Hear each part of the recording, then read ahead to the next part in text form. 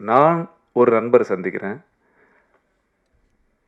அந்த நண்பர் எனக்கு ஒரு கதை வச்சிருக்கிறேன்னு சொன்னாரு.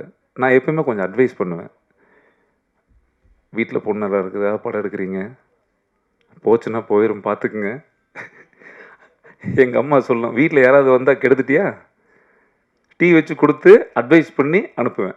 அவங்க செருப்பு எப்படி நூல் இருக்குதா? டீ போர்டு கார்ல வந்தாரா?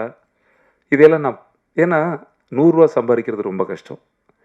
இந்த சினிமா வந்து விருப்பப்பட்டு விருப்பப்பட்டு காதலிச்சு வரக்கூடிய ஒரு தொழில்.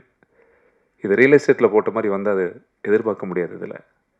இது வந்து நேசிச்சு வர வேண்டிய ஒரு தொழில். ஸோ, அப்ப என்னுடைய அருமை நண்பர் இயக்குனர் வந்து என்கிட்ட சொன்னார். "ஒரு அருமையான கதை இருக்கு சார்." நான் வேண்டான்னு சொன்னேன். "வேண்டாம் சார்."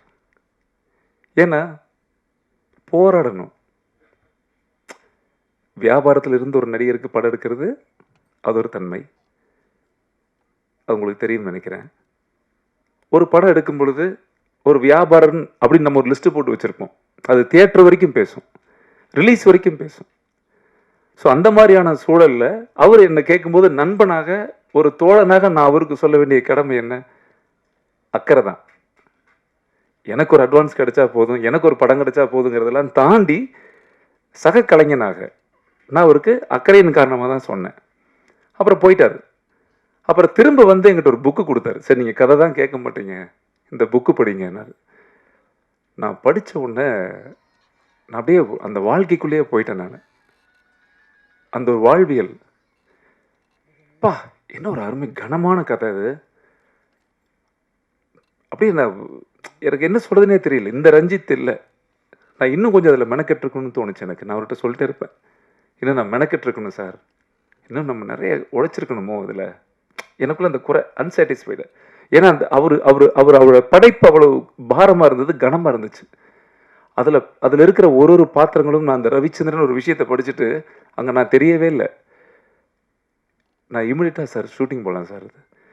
எந்த அளவுக்கு பொருளாதாரம் நீங்க குறைச்சு செய்றீங்களோ, அந்த அளவுக்கு நமக்கு நல்லது சார். ஆனா ஷூட்டிங் போயிடலாம்.